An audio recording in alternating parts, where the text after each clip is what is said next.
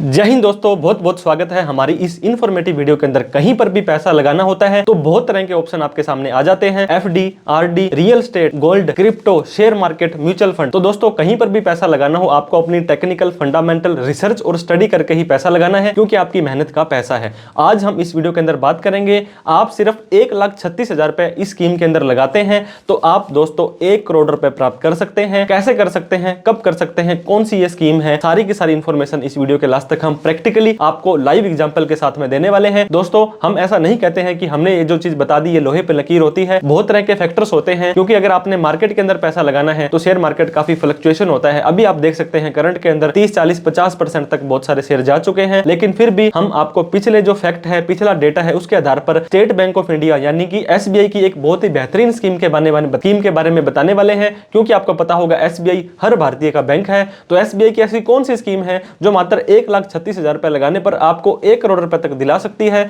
देर न करते हुए चलिए दोस्तों इस स्कीम को जान लेते हैं। तो दोस्तों आज हम बात करने वाले हैं एसबीआई की एक बहुत ही बेहतरीन स्कीम के बारे में। आपको अगर म्यूचुअल फंड में पैसा लगाना है तो दोस्तों दो तरह के यहाँ पे इन्वेस्टमेंट के ऑप्शन होते हैं। अगर आप एक बार के अंदर 1,36,000 रुपए लगा सकते हैं तो 1 करोड़ रुपए आपको मिल जाएंगे। ये दोस्तों कब मिलेंगे, कैसे मिलेंगे, इसके बारे में हम विस्तार से जानने वाले हैं और ये भी बताने वाले हैं कि कौन सा प्रोडक्ट आपका ये होता है। आपने कभी भी म्यूचुअल फंड में पैसा लगाने से पहले देखा होगा दोस्तों, mutual fund are subject to market risk, please read all the document carefully. क्योंकि ये पैसा भी मार्केट के अंदर ही लगाते हैं, लेकिन कुछ पिछली अवधारणाओं, पिछली रिटर्न्स के आधार पर और ये कहां कैसे कैसे पैसा लगा रहे हैं, इनकी मैनेजमेंट के आधार पर हम अपना कंक्लूड कर सकते हैं। तो दोस्तों जब भी हम इन्वेस्टमेंट की बात करते हैं तो उससे पहले हमें पैसा कमाना पड़ेगा, उस पैसे को बचाना पड़ेगा, तब जाकर के हम इन्वेस्ट कर पाएंगे। और इन्वेस्टमेंट के अंदर आप कैश में करें, सेविंग में करें, एफडी में करें, आरडी में करें, जहां पर भी आप इन्वेस्ट करें आपको कोई मनाही नहीं है। लेकिन इन्फ्लेशन नाम की एक चिड़िया है, जो चीज आज आपको 1 लाख रुपए में मिल रही है, 1 साल बाद वो आपको 1 लाख में ना मिल करके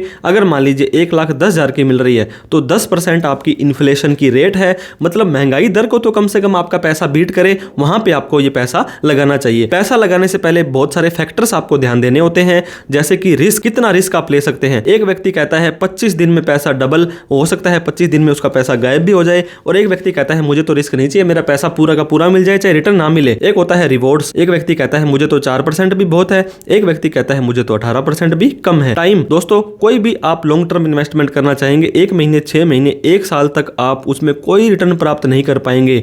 और बात करें दोस्तों पर्पज की, आप शादी के लिए, पढ़ाई के लिए या किस तरह की मेडिकल इमरजेंसी के लिए पैसा लगाना चाहते हैं, और फंड भी आपका अवेलेबल होना चाहिए। कभी भी आपको लोन लेकर के इन्वेस्टमेंट नहीं करनी चाहिए। और बात करते हैं दोस्तों आपकी मल्टीपल इनकम सोर्स की, तो जरूरी नहीं है कि अगर आप जॉब कर रहे हो तो सिर्फ जॉब से ही कमाई आए, जरूरी नहीं है कि अगर आप बिजनेस कर रहे हो तो बिजनेस से ही कमाई आए। दोस्तों मनी आपके लिए काम करनी चाहिए। अब बात करते हैं, एक व्यक्ति जॉब करता है तो उससे जितना सैलरी उसको मिल जाती है। अगर एक बिजनेस करता है तो वो खुद भी काम करता है और उसका स्टाफ भी उसके साथ काम करता है। लेकिन दोस्तों अगर आप इन्वेस्टमेंट कर देते हो तो पैसा आपके लिए काम करता है। आप रात को सो रहे हो या जाग रहे हो, पैसा आपके लिए काम करता रहेगा। पैसे से पैसा कमाना बहुत ही इंपॉर्टेंट हो जाता है। शेयर मार्केट में दोस्तों आपको प्रॉपर नॉलेज चाहिए, प्रॉपर एक्सपीरियंस चाहिए, प्रॉपर टाइम चाहिए, स्टडी चाहिए, इसके अंदर रिसर्च चाहिए, टेक्निकल सुना होगा, फंडामेंटल सुना होगा, इन सभी की रिसर्च है, तभी आप यहाँ पे अच्छा पैसा कमा सकते हैं। नहीं तो एफ&ओ इंट्राडे में 90% तक लोग नुकसान खा जाते हैं। अगर आपके पास ये सब चीजें नहीं है तो म्यूचुअल फंड आपके लिए सही है।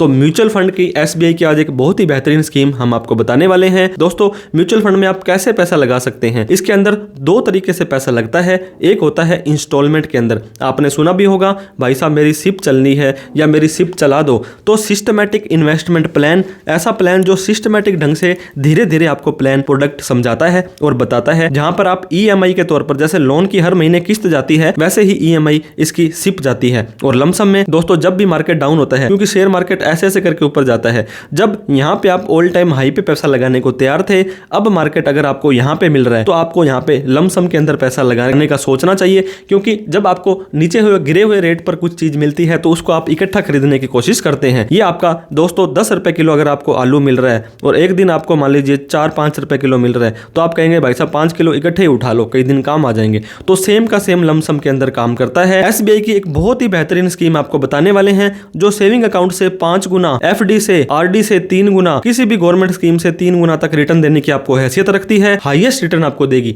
दोस्तों फिर बता दूं, mutual fund are subject to market risk होते हैं, लेकिन फिर भी अगर आप एसबीआई की मैग्नम मिड कैप फंड के अंदर पैसा लगाना चाहते हैं तो आप इस वीडियो के अंदर दोस्तों 1 करोड़ रुपए तक कमा सकते हैं, वो पता लग जाएगा। तो ये इन्वेस्ट करते हैं मिड साइज, एक स्मॉल होता है, एक मिड होता है, एक लार्ज होता है। तो मिड कैप की कंपनीज में जिनका की मार्केट कैपिटलाइजेशन दोस्तों 5000 से ज्यादा है और 20,000 करोड़ से कम है। तो ये फ्यूचर की डिमांड और पोटेंशियल में जो आने वाला टाइम है दोस्तों, भविष्य को ध्यान में रखकर आपको बताया था कि पेज इंडस्ट्री जैसे कि जोकी कंपनी है, क्रिसिल के अंदर, सुंदर फाइनेंस के अंदर, थर्मैक्स के अंदर, इस तरह की कंपनीज के अंदर ये प्रोडक्ट है। एसबीआई का म्यूचुअल फंड है, पैसे लगाता है। ये 2012 में स्टार्ट हुआ था और 2025 आज गया दोस्तों, ये सक्सेसफुली चल रहा है अभी तक। इसका जो एसेट साइड है 19,391 करोड़ का है।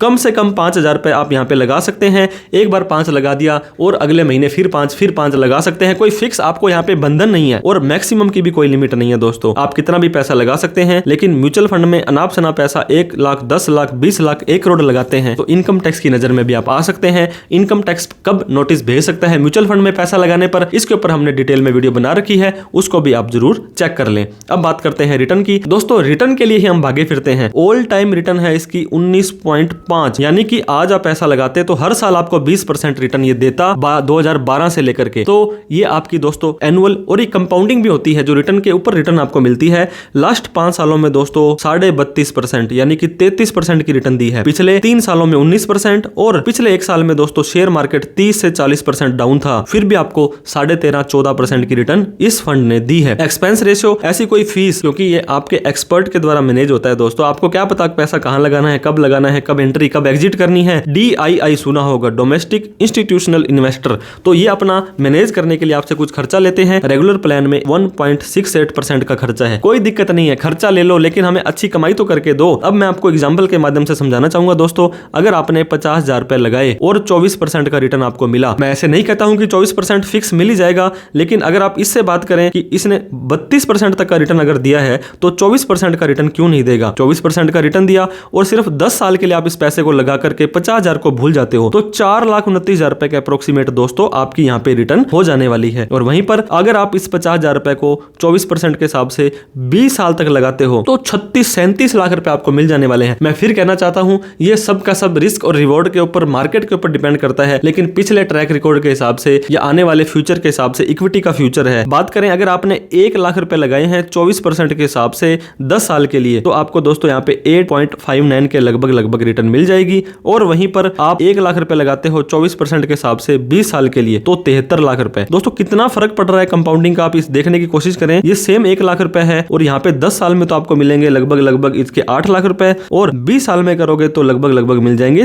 73 लाख रुपए। इतना फर्क यहाँ पे दोस्तों देखने को मिलेगा। अब हम दोस्तों बात करते हैं, अगर आप 18% में भी लगा देते हो, इतना तो गया बीता कंपनी माड़े से माड़े रिटर्न भी अगर देती है 1 लाख रुपए की 20 साल के लिए, तो भी 27-28 लाख रुपए आपके 1 लाख रुपए के बन जाने वाले हैं। अगर हम बात करें 1,36,000 रुपए अगर आप एक बार लगा देते हो और 24% की आपको एवरेज रिटर्न मिलती है दोस्तों, 32 तक मिली है तो 24 हम मानते हैं, और 20 साल के लिए लगा के रखते हो 1 करोड़ रुपए आपको यहाँ पे मिल जाने वाले हैं। तो ये टोटली आपके लक फैक्टर पर, मार्केट पे और बहुत सारी कंडीशंस पे डिपेंड करेगा। दोस्तों जल्दबाजी आपको नहीं करनी है, मैंने आपको बता दिया। आप जाते ही आंख बंद करके ही पैसा इसमें ना लगाएं, खुद की स्टडी और खुद की रिसर्च करें इस फंड के अंदर क्या क्या चीजें और आपको प्लस और माइनस है, स्टेप बाय स्टेप बढ़ें। 1 लाख रुपए अगर लगाना है तो आज ना लगा करके आपको डाइवर्सिफाई करें अपने फंड को, अलग अलग जगह पर पैसा लगाएं। और दोस्तों इसको ग्रो से, जीरोधा से, किसी भी ऐप से आप गूगल पर लिखेंगे तो आपको बहुत तरह के ऑप्शन आ जाने वाले हैं। टैक्स के रूल भी जान लो दोस्तों। अगर आपने 1 करोड़ रुपए कमाए हैं और 1 लाख रुपए मान लीजिए लगाए थे तो 99 लाख रुपए आपने कमा लिए,